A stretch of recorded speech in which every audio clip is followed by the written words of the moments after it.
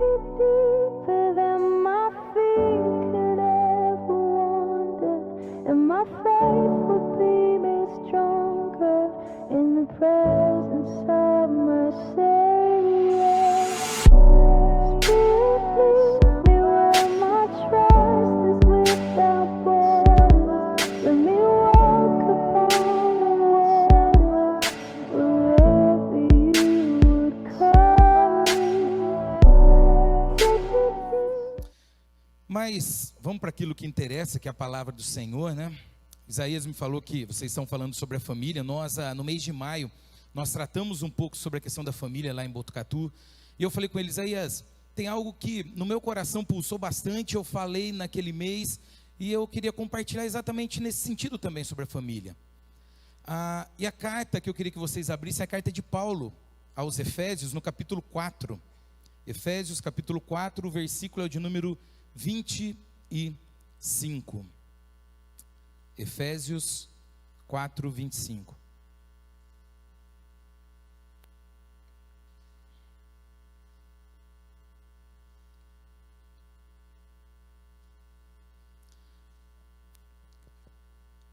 Vamos até o 32, mesmo assentados, mas reverente é respeito, atenção à palavra do Senhor, que você possa acompanhar a leitura.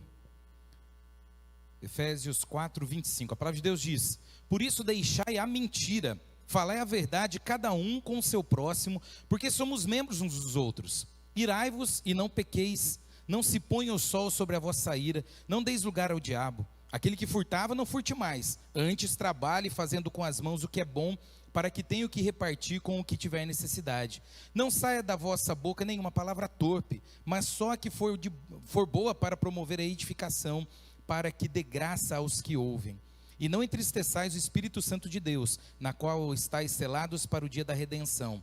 Toda amargura, ira e cólera e gritaria e blasfêmia e toda malícia sejam tiradas dentre vós. Antes, sede uns para com os outros benignos, misericordiosos, perdoando-vos uns aos outros, como também Deus vos perdoou em Cristo. Amém. O Daniel, eu creio que ele é um pouco mais velho que eu, né? Ele vai lembrar do UHF, VHF, né? Lembra disso, Daniel? Em cima da televisão, muitas vezes preto e branco, e tentando sintonizar o canal que você queria assistir. Eu não sou dessa época, tá? Eu já peguei televisão colorida, o Daniel não. Mas muitas vezes você botava lá um bombril ali em cima da antena, né, Manuel? Para melhorar um pouco a sintonia, para melhorar um pouco, ajustar um pouco a imagem, para que você pudesse enxergar melhor aquilo que estava ali. Indo um pouco mais longe, o Naor é da época só do rádio ainda, né, Naor? Da mesma forma, sintonia feita lá com ajustes de antena, tentando colocar em algum lugar.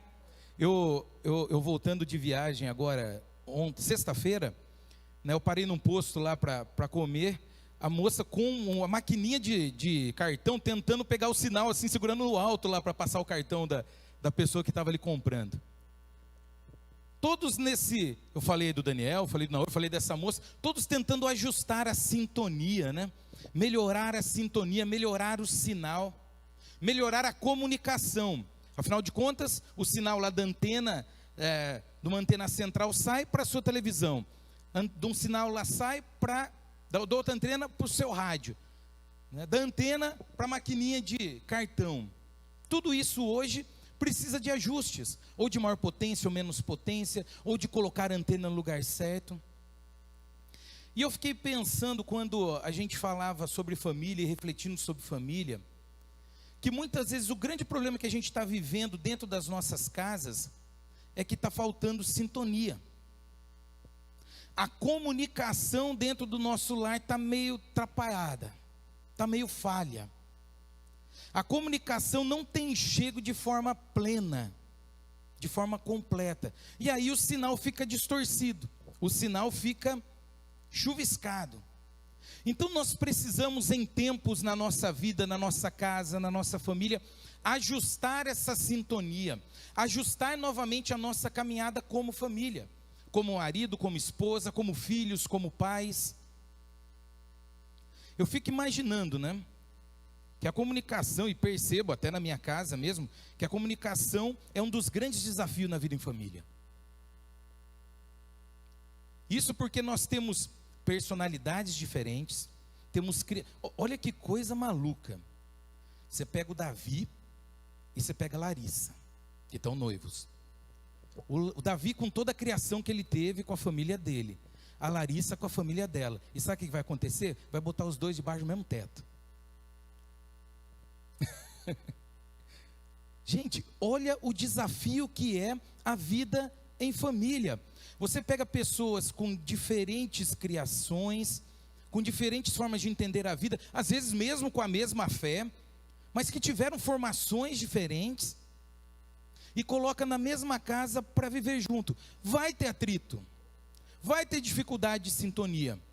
E para ajudar ainda depois, no meu caso, por exemplo, da Gabi, veio a Rebeca.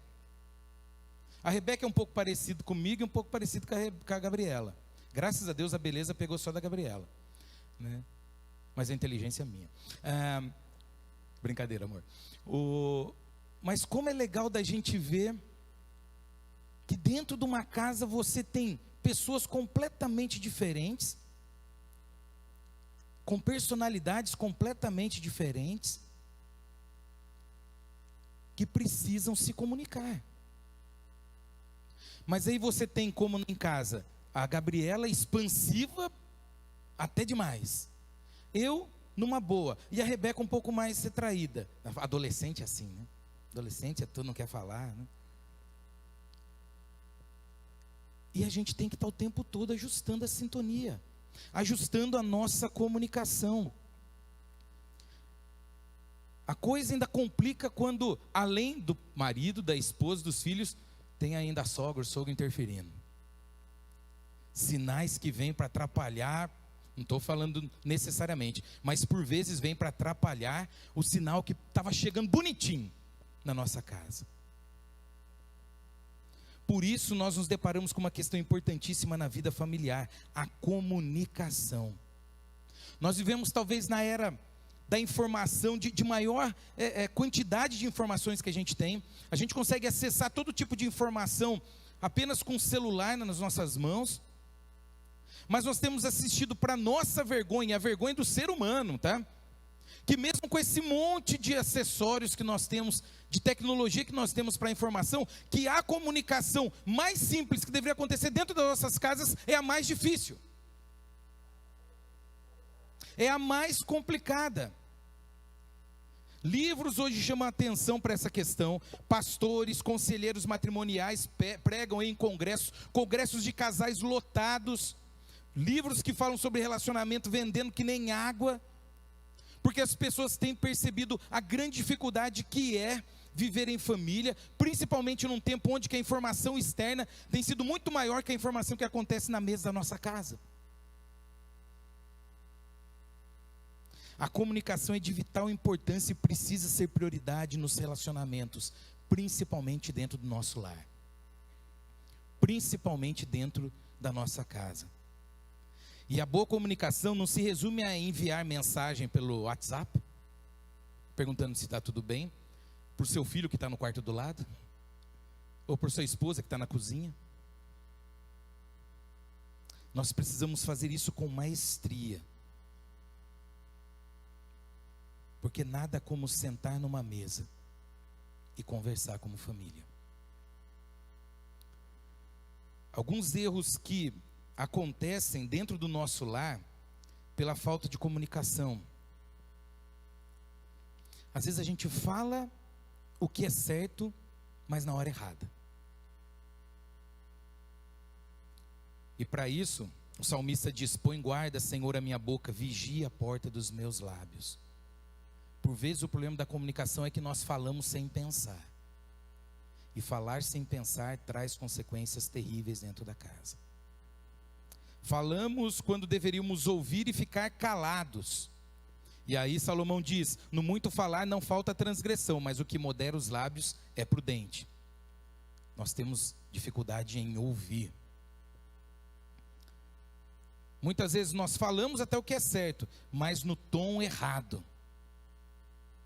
A vossa palavra seja sempre agradável, temperada com sal, para saberdes como deveis responder a cada um. Paulo diz lá em Colossenses 4. A forma com que nós nos comunicamos gera conflitos. E ficar em silêncio quando nós deveríamos falar. Lá em Hebreus o autor diz: pelo contrário, exortai-vos mutuamente a cada dia durante o tempo que se chama hoje, a fim de que nenhum de vós seja endurecido pelo engano do pecado. Nós temos a dificuldade de conversar quando aquilo vai confrontar a gente. Isso são coisas que atrapalham a sintonia da comunicação no nosso lar. E a comunicação entre a família, entre os familiares, deve ser mais do que simples trocas de informação. Deve vir nutridas de muito mais coisa.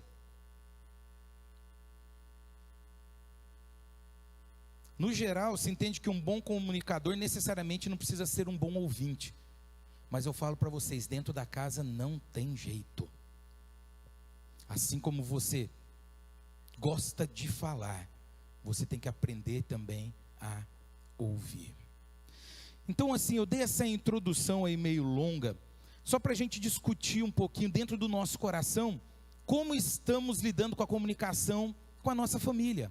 Com os nossos pais, com os nossos filhos, com o nosso marido, com a nossa esposa. Por quê?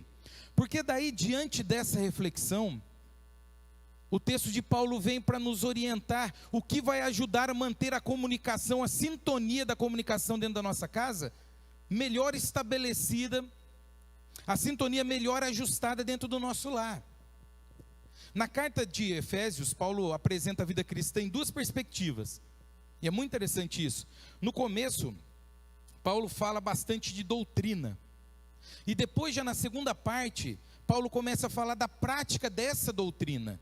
Ele não fala daí só de doutrina. Ele vem colocar em prática aquilo que ele já tinha ensinado nos 3 primeiros capítulos. Então, no texto que nós lemos, Paulo está orientando a igreja de Éfeso sobre o que seria importante na prática daquela igreja, para que eles caminhassem em paz, para que eles demonstrassem o resultado daquilo que eles criam, da forma com que eles criam. E querendo ou não, a nossa casa é um templo.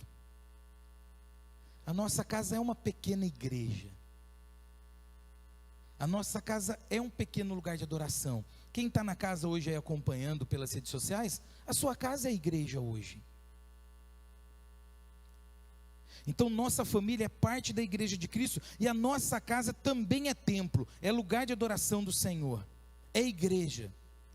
Então eu entendo que Paulo está trazendo algo para a igreja no geral, mas nós também, para nós como igreja, em nossa casa, em nossa família, nos nossos relacionamentos dentro do nosso lar.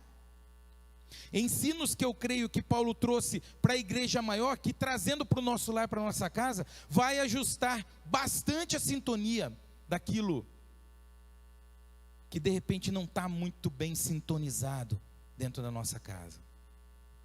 E a primeira orientação que Paulo dá para nós é a seguinte: fale a verdade. Fale a verdade. A mentira é devastadora.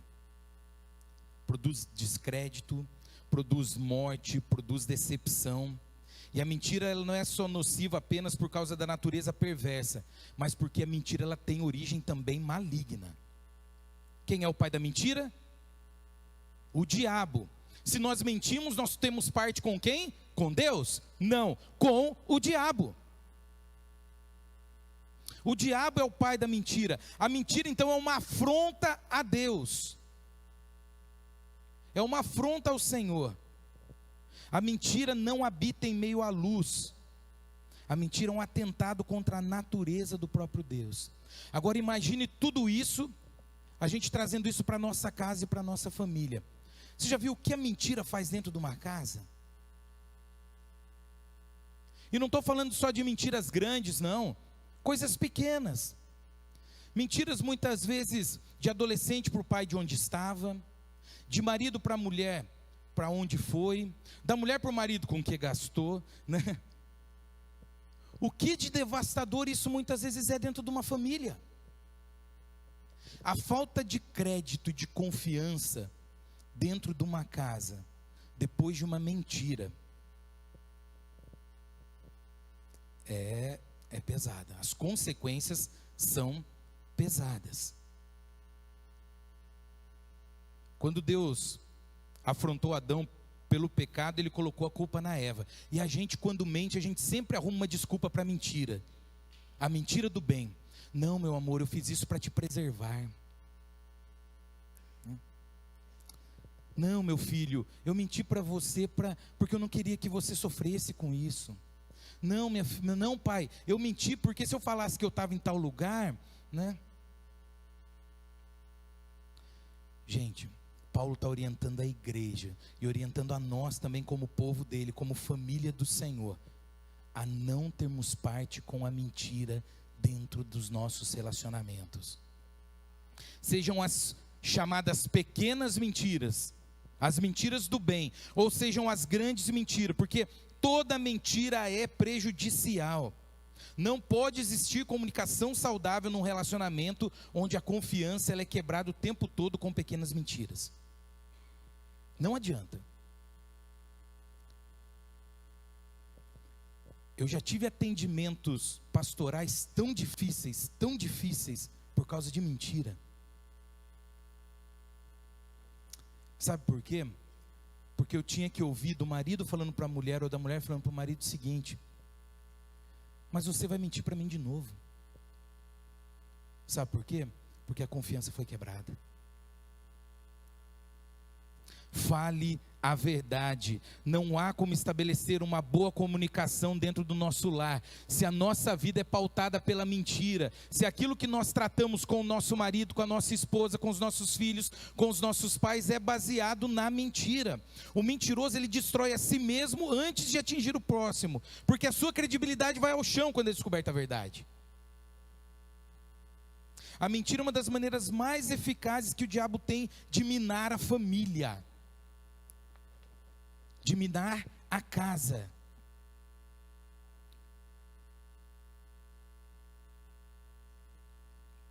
E confiança quebrada por uma mentira, meu Deus do céu.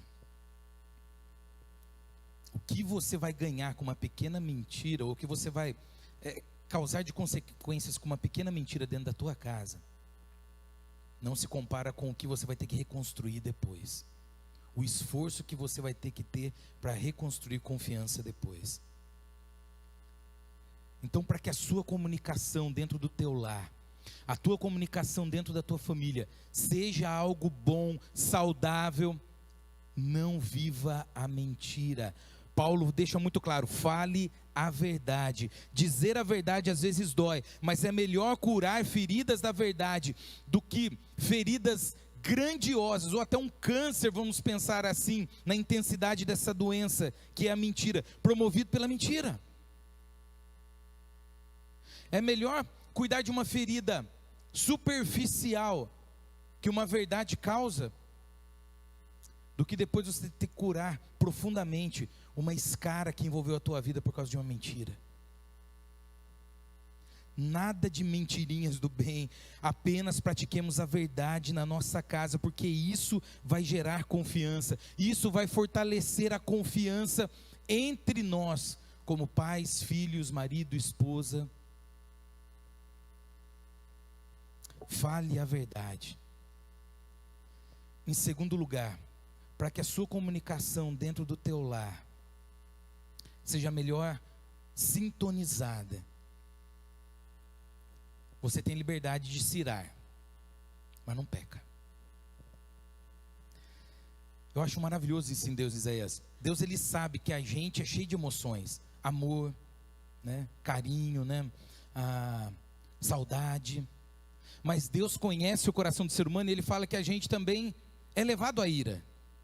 Então ele fala para nós, cada um assim: irai-vos mais, não pequeis. E pior, ou melhor, pior não, melhor, né? Que o sol não se ponha, você irado ainda. Nós percebemos na Bíblia que nós devemos irar pelos mesmos motivos que Jesus talvez se irava, né?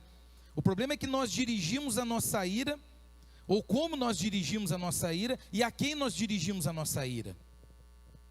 Irai-vos e não pequeis. É importante a gente entender que a ira, por vezes, faz parte da nossa vida. Você cobrar o seu filho e a sua filha de deixar o quarto sempre arrumado e você chegar ao quarto e não está arrumado, vai te deixar irado.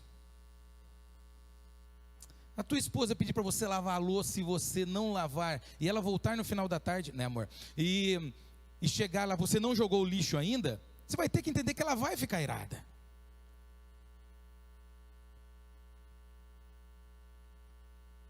O que você não pode é fazer com que essa ira se torne pecado. Que você vire para o seu marido ou para a sua esposa e fale assim: olha, você não presta, nem para fazer isso. O seu filho ou sua filha chega com uma nota ruim para você naquele mês, e você fala: você é um burro.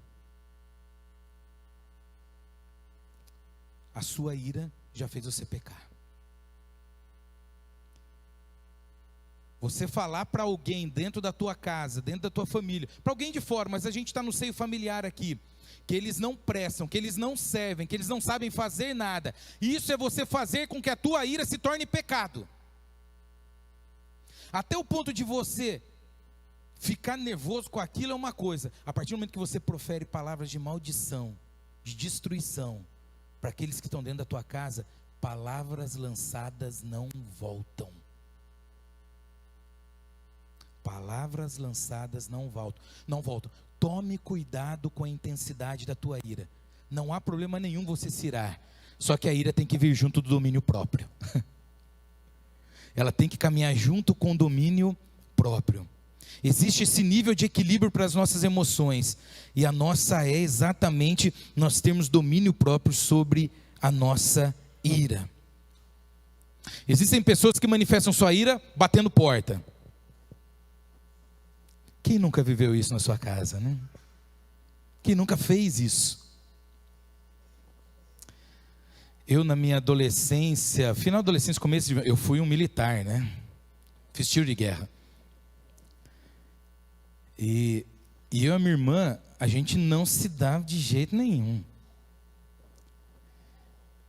E a gente brigou um dia, e a minha ira fez com que eu chutasse a porta e quebrasse a porta do quarto dela. Porque a minha vontade era socar ela. É verdade. Não tem. E eu de coturno, chegando do tiro de guerra, chutei a porta e quebrou a porta. Até hoje eu não me esqueço disso. Que foi uma hora que eu percebi que a minha ira passou a me fazer pecar. Eu preciso ter controle, domínio próprio sobre a minha ira. Então eu posso mirar, não há problema. Eu não tenho que ser conivente com tudo. Eu não tenho que aceitar tudo. Eu não tenho que falar: não tem problema que você entrou com o pé sujo, eu acabei de limpar. Não tem problema que você pegou o carro esse final de semana, sujou todo e está me entregando na segunda-feira o carro todo sujo. Não tem problema você não ter lavado a sua louça do miojo que você comeu ontem à noite. O problema está quando nós deixamos com que essa ira, ela se torne palavras de maldição na nossa vida, dentro do nosso lar. Isso arrebenta com a comunicação. Porque daí eu vou falar com a Gabriela só gritando, e ela vai falar comigo só gritando. Eu vou falar com a minha filha só gritando, e minha filha vai falar comigo muitas vezes só gritando. Todo mundo, a família fica completamente disfuncional. Ninguém consegue se relacionar mais. Por quê? Porque demos lugar ao pecado, quando a ira em algum momento tomou conta do nosso coração. Muitas tragédias são frutos dessa ira descontrolada. Crimes passionais, né? Pessoas que matam pela emoção, não são inocentes, mas não tiveram domínio sobre a ira que tomou conta do coração delas naquele momento. Não podemos deixar com que isso aconteça com a gente. É preciso humildade, é preciso domínio próprio sobre os momentos de ira que a gente tem. E que nenhuma vez, em nenhum momento, o sol se ponha sobre a nossa ira. Ou seja, que nós não cheguemos à nossa cama, ao nosso quarto, sem tentar pelo menos resolver aquilo que causou a nossa ira durante o dia. Seja com meu filho, com a minha esposa, com meu marido, com meu pai.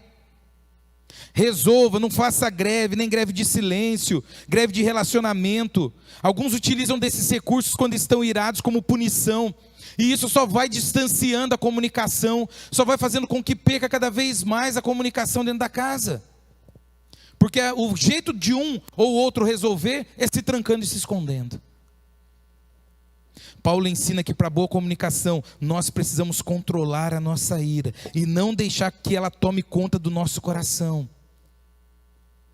E principalmente, olha, Salomão tem uma palavra que ela é difícil, lá em Provérbios 15:1, que ele diz para a gente que a palavra branda aplaca o furor.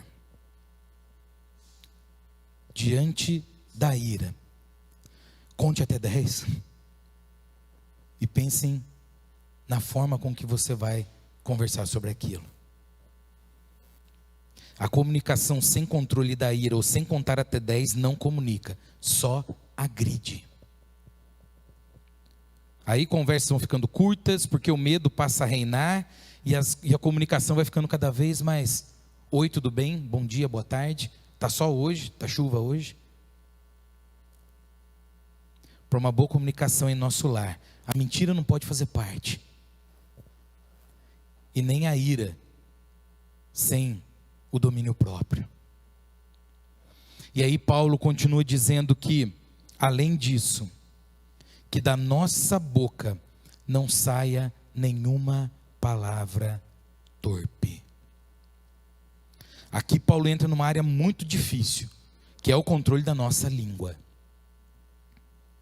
Uma das coisas mais feias e tristes que existe é quando dentro da nossa família, o linguajar nos momentos momentos críticos, de crise, é recheado de ofensas, palavrões, palavras que machucam, não por fora, mas por dentro, que machucam o coração. Nada mais indelicado e insensível que usar esse tipo de comunicação, esse tipo de palavras dentro de uma família. Existem outras formas de palavras torpes além dos palavrões, né? Palavra torpe, muitas vezes a pessoa acha que é só palavra de ofensa. Não, mas é de repente acusações sobre coisas que aconteceram no passado. Palavras como: ó, eu te tirei disso. Se não fosse eu, sua vida continuaria, desculpem o termo, numa merda. Se não fosse eu, olha só, olha o poder disso. Se não fosse eu, você continuaria aquela vidinha que você tinha. Se não fosse eu, você estava passando fome. Isso é palavra torpe. Não é só palavrão que é palavra torpe. Palavras que machucam o íntimo. Palavra torpe significa palavra que faz mal ouvir, palavra inconveniente, palavra vergonhosa ou palavra suja. E Tiago chegou a mesmo a dizer nessa carta que ninguém pode se dizer religioso sem primeiro refrear a sua língua. Tiago está cuidando dessa parte prática da nossa vida cristã e também da nossa vida em família. Ele está mostrando que até um bom conhecedor das Escrituras, comprometido com a teologia correta, se não dominar a sua língua, se não tiver controle sobre a sua língua, a sua religião é vã, não serve para nada. Essas atitudes verbais não ajudam em nada na comunicação, pelo contrário. Pelo contrário, só limitam cada vez mais a comunicação. Paulo ensina que nós devemos agir e pensar e falar somente aquilo que é bom, aquilo que é agradável, aquilo que é de boa fama. Se alguma virtude há naquilo que a gente está falando, seja isso que a gente fale, seja isso que a gente compartilhe. O problema é que esse tipo de entendimento muitas vezes é equivocado na vida de algumas pessoas. Acham que podem cantar louvores ao Senhor e ao mesmo tempo maldizer os seus familiares. Isso também não dá certo dentro do nosso lar. Isso só prejudica cada vez mais a nossa comunicação. Então, até que ponto aquilo que nós temos falado para os nossos filhos, para os nossos pais, para o nosso marido, para a nossa esposa, tem servido de edificação? Será que nós estamos transmitindo graça em nosso linguajar com aqueles que moram debaixo do mesmo teto que a gente? A nossa boca deve ser instrumento de bênção sobre a nossa família e não de maldição. À medida que nós exercitarmos isso, a gente vai ver o quanto melhora a comunicação dentro da nossa casa. Isso não quer dizer que você, usando esses 3 princípios que Paulo traz para a igreja, nós estamos trazendo também para a nossa igreja menor, a nossa célula menor, que é a nossa família. Você não vai enfrentar dificuldades na sua comunicação.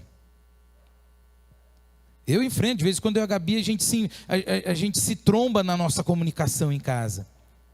Eu tenho trabalhado com os noivos, Moisés, o livro As 5 Linguagens do Amor. Porque faz 17 anos que eu estou casado com essa loira linda. E até hoje eu não aprendi que a linguagem de amor dela é presente. A minha linguagem de amor não tem nada a ver com presente. O que acontece no aniversário dela, Angélica?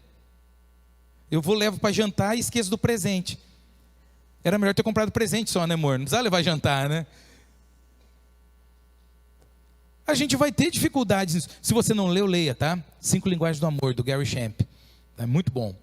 Eu tenho usado com os noivos agora. O pessoal começou a pedir curso de noivo agora. Rapaz do céu, eu estou frito.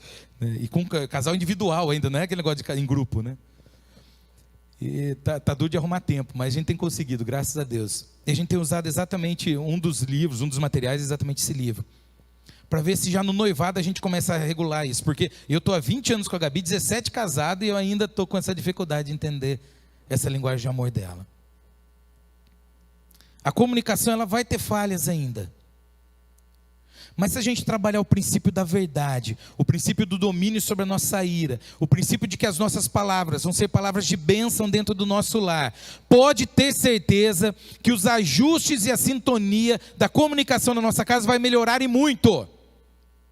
Aí algumas interferências que virão, como eu não lembrar, por exemplo, da linguagem de amor dela, ou eu não atentar para isso porque eu sou um pouco pão duro, vai fazer com que isso atrapalhe, não vai deixar com que isso atrapalhe o amor que eu tenho por ela e ela por mim. Se eu estou com todo o linguajar ou toda a minha comunicação comum do dia a dia, ok, alguns deslizes, alguns tropeços não vão atrapalhar e não vão prejudicar a minha comunicação dentro da minha casa. Ajustar a sintonia na nossa comunicação familiar é fundamental para uma boa convivência. Invista tempo de conversa com a sua família. Se você já tem vivido isso, glória a Deus. Lembre-se que a gente pode sempre melhorar. Se você está nesse momento enfrentando problemas com esses conceitos de comunicação na sua casa, em nome de Jesus, hoje é o dia da mudança, amém? Hoje é o dia da transformação. Diante disso, eu vou deixar uma dica fundamental para vocês. Use a mesa.